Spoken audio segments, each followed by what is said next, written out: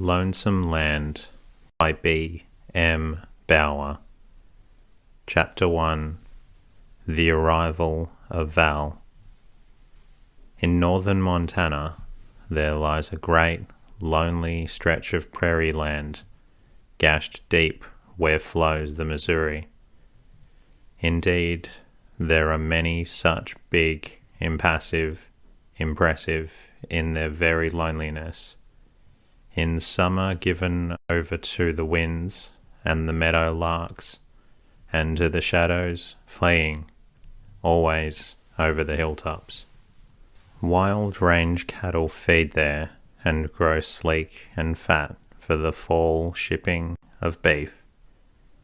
At night the coyotes yap quaveringly and prowl abroad after the long-eared jackrabbits, which bounce away at their hunger-driven approach. In winter it is not good to be there. Even the beasts shrink then from the bleak, level reaches and shun the still bleaker lights. But men will live anywhere, if by so doing there is money to be gained. And so a town snuggled up against the northern rim of the bench land, where the bleakness was softened a bit by the sheltering hills, and a willow-fringed creek, with wild rose bushes and choke cherries, made a vivid green background for the meagre huddle of little, unpainted buildings.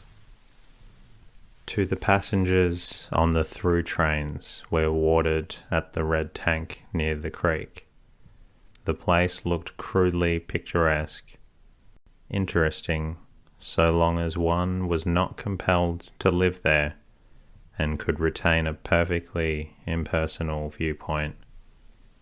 After 5 or 10 minutes spent high-watching curiously the one little street, with the long hitching poles planted firmly and frequently down both sides, usually within a few very footsteps of a saloon door, and the horses nodding and stamping at the flies, and the loitering figures that now appeared and then, in desultory fashion, many of them imagined that they understood the West and sympathized with it, and appreciated its bigness and its freedom from conventions.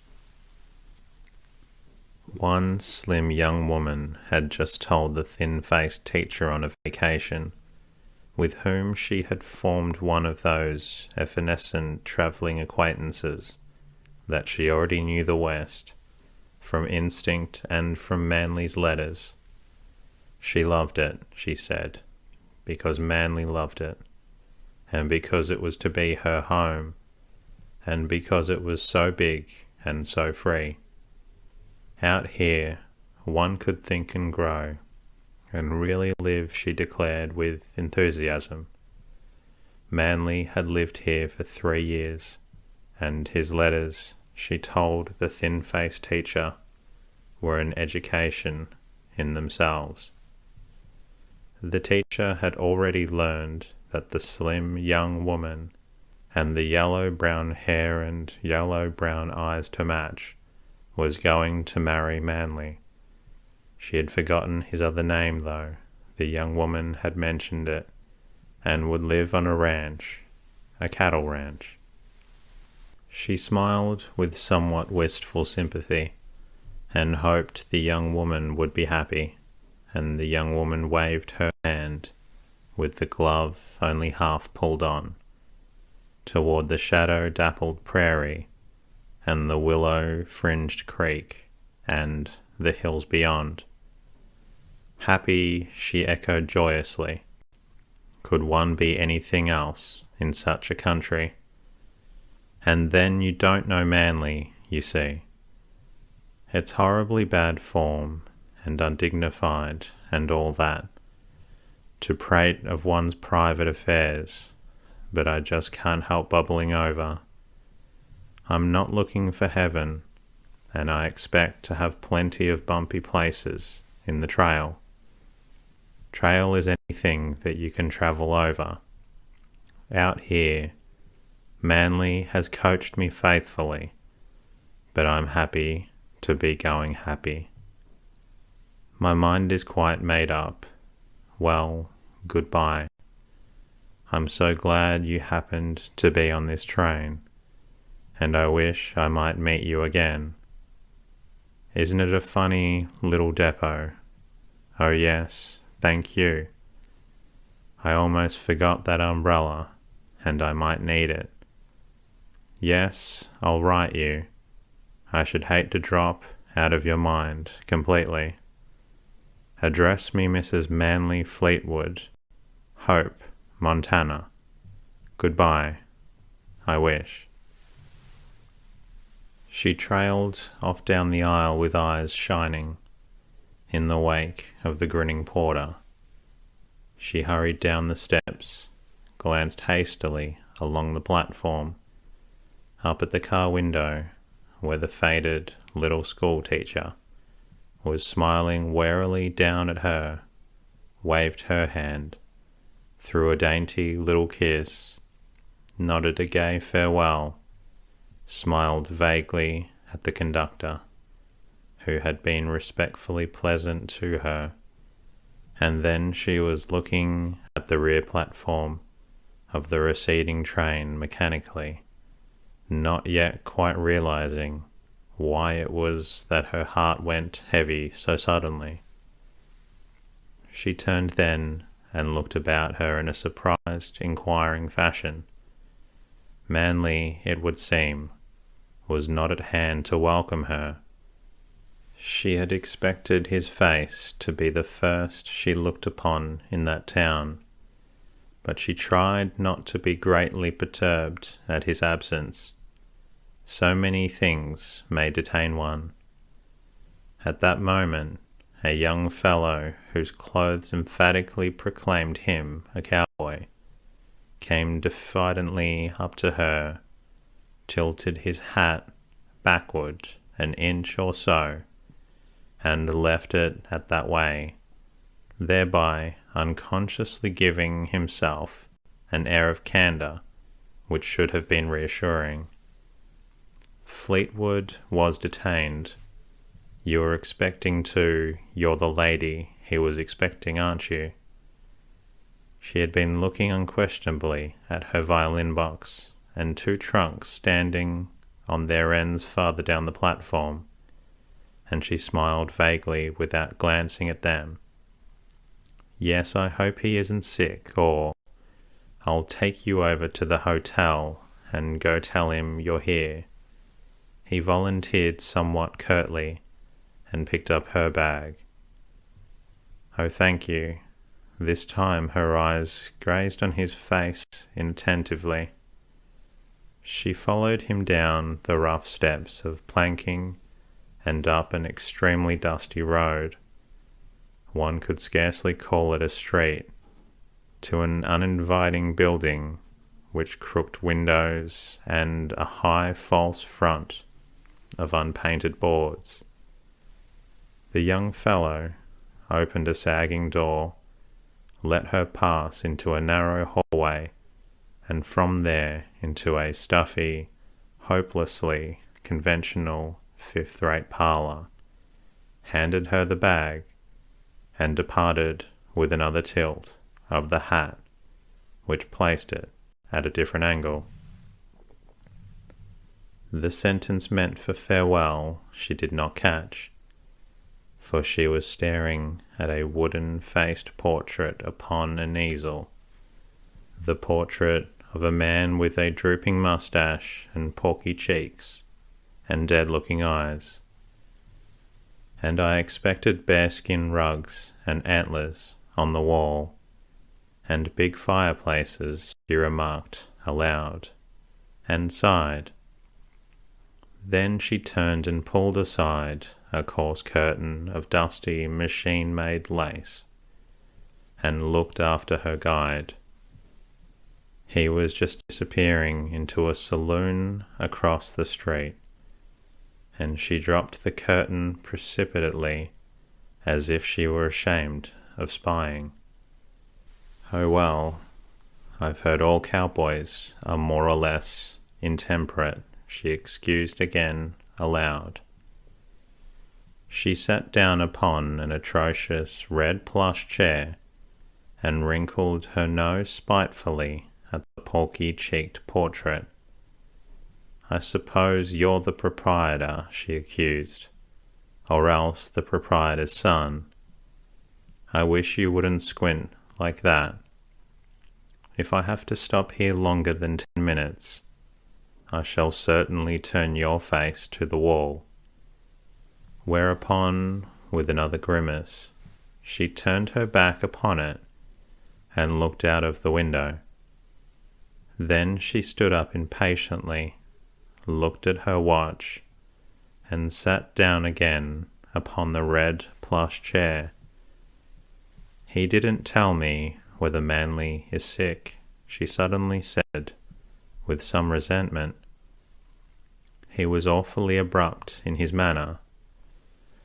She rose, picked up an old newspaper from the marble-topped table with the uncertain legs, and spread it ungently over the portrait upon the easel.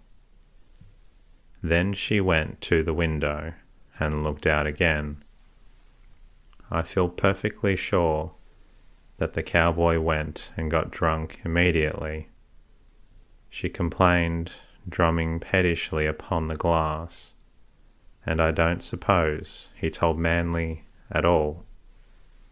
The cowboy was innocent of the charge, however, and he was doing his energetic best to tell Manly.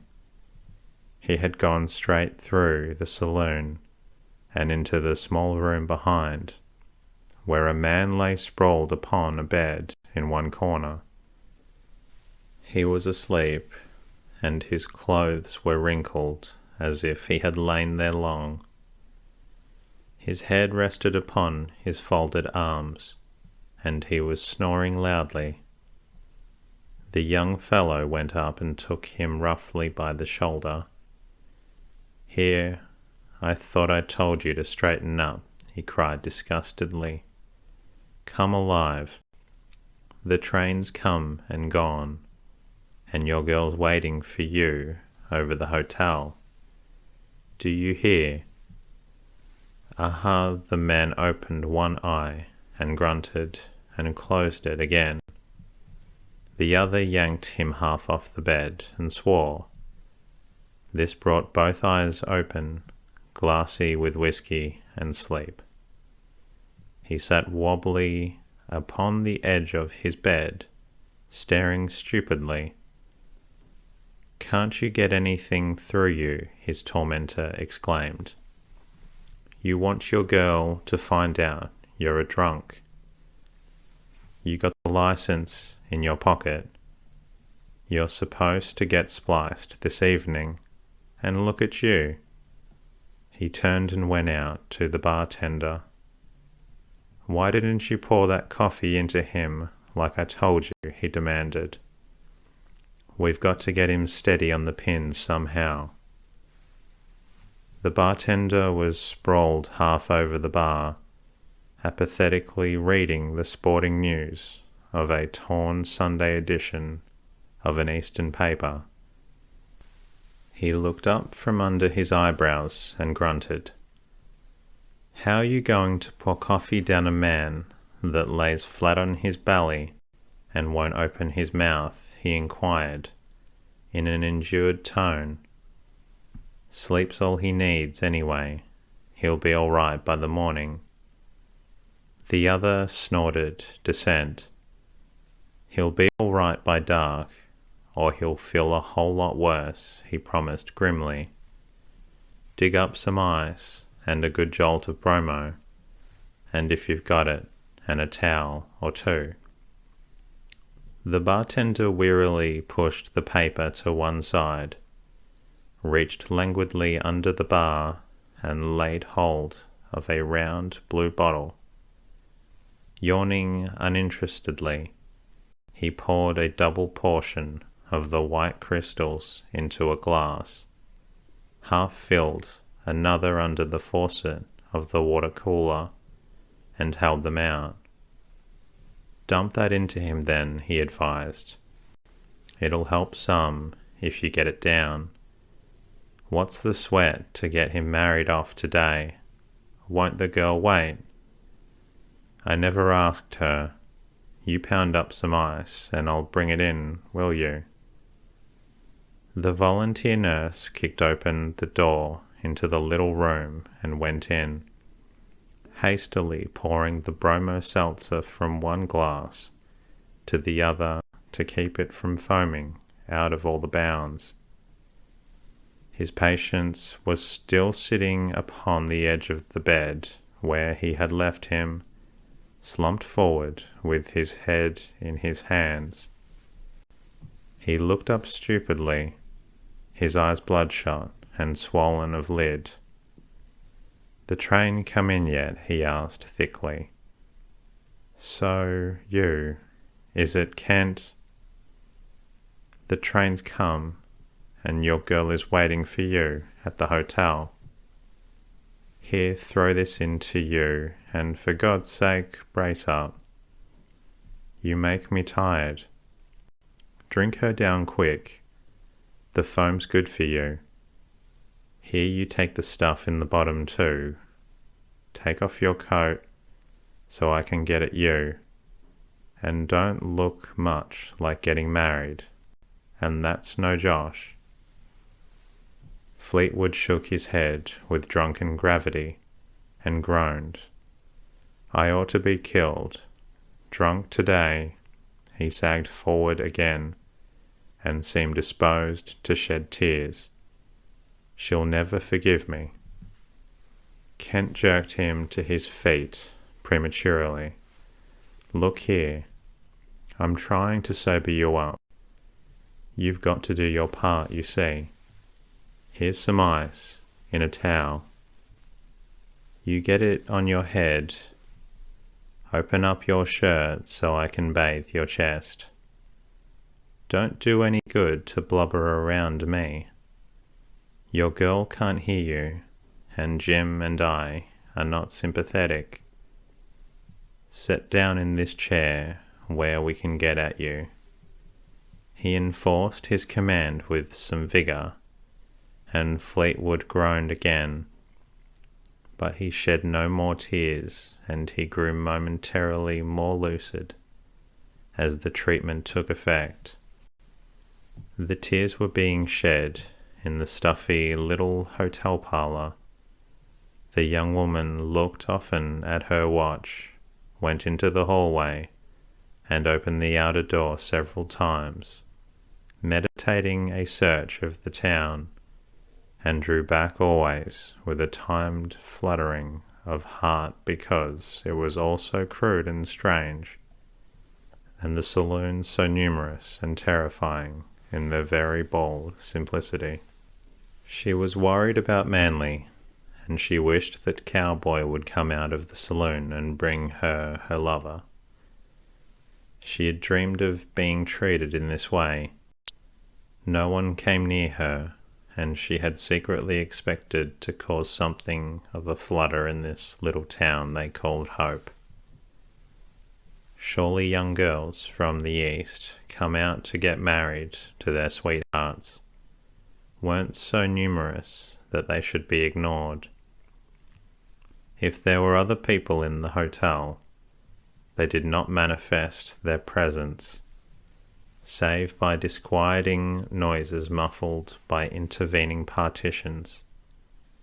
She grew thirsty, but she hesitated to explore the depths of this dreary abode, in fear of worse horrors than the parlour furniture and all the places of refreshment which she could see from the window or the door, and it looked terribly masculine and unmoral, and as if they did not know there existed such things as ice cream or soda or sherbet.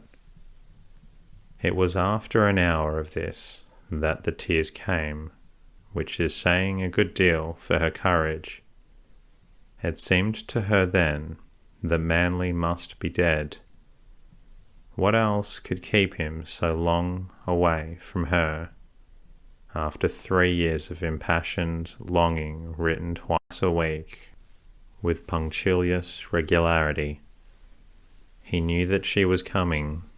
She had telegraphed from St. Paul and had received a joyful reply, lavishly expressed in 17 words instead of the 10-word limit, and they were to have been married immediately upon her arrival. That cowboy had known she was coming.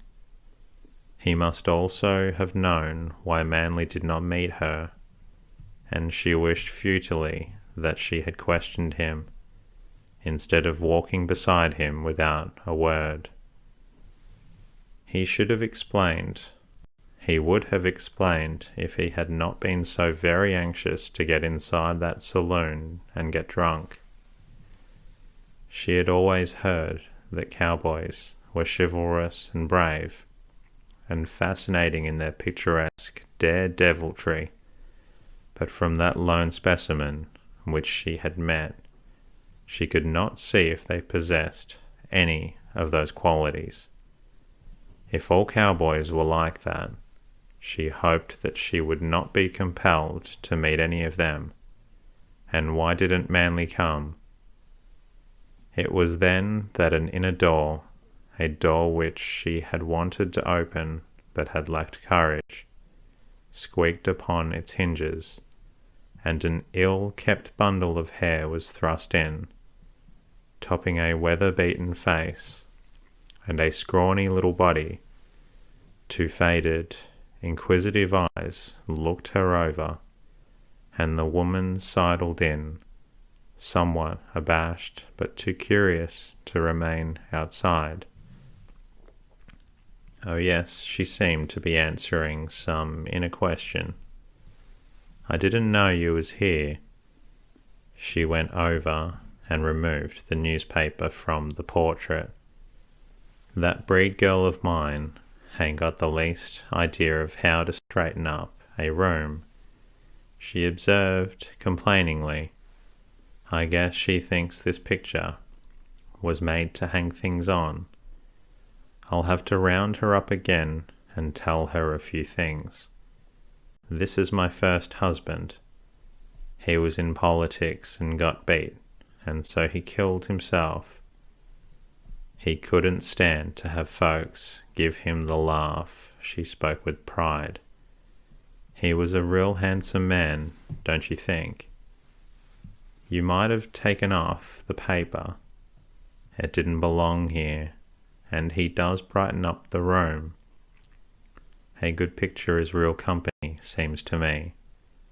When my old man gets on the rampage, till I can't stand it no longer, I come in here and set and look Walt. It ain't every man that's got nerve to kill himself with a shotgun. It was terrible. He took and tied a string to the trigger." "Oh, please." The landlady stopped short and stared at her. "What is it?" "Oh, I won't go into the details. It was awful messy, and that's a fact. I didn't get over it for a couple of months. He could have killed himself with a 6-shooter. It's always been a mystery to me why he dug up that old shotgun, but he did. I always thought he wanted to show his nerve," she sighed, and drew her fingers across her eyes. "I don't suppose I will ever get over it," she added complacently. "It was a terrible shock. Do you know," the girl desperately, "if Mr. Manly Fleetwood is in the town? I expected him to meet me at the train." "Oh, I kind of thought you was Man Fleetwood's girl. My name is Hawley. You are going to be married tonight, aren't you?" "I haven't seen Mr. Fleetwood yet," hesitated the girl, and her eyes filled again with tears. I'm afraid something may have happened to him. Mrs. Hawley glimpsed the tears and instantly became motherly in her manner. She even went up and patted the girl on the shoulder. There now, don't you worry none. The man's all right. I've seen him at dinner time. He looked keenly at the delicate face and at the yellow, brown eyes which gazed back at her, innocent of evil, trusting and wistful. He spoke about your coming and said he'd want to use one of the parlour this evening for the wedding. I had an idea you was coming on the 6:20 train. Maybe he thought so too. I never heard you come in. I was busy frying doughnuts in the kitchen. I just happened to come in here after something. You oughter rapped on the door, then I'd know you were here. I'll go have my old man hunt him up. He must be around town somewheres. Like as not, he'll meet the 6:20, expecting you to be on it. And that concludes tonight's readings. I hope you've enjoyed it. And if you're not feeling drowsy just yet, please put on another episode